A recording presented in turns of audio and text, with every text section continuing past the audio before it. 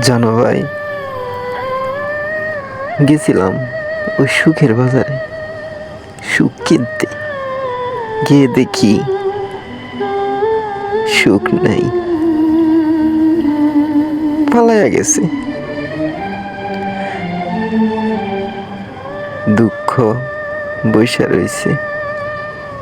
জিজ্ঞেস করলাম, ভাই দুঃখ, সুখ কোথায়?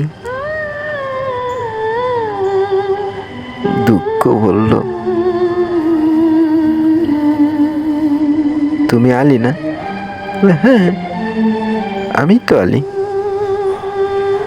তোমার দেখিয়া সুখ পালায়া গেছে, আর আমি দুঃখ তোমার জন্য পয়সা রয়েছি।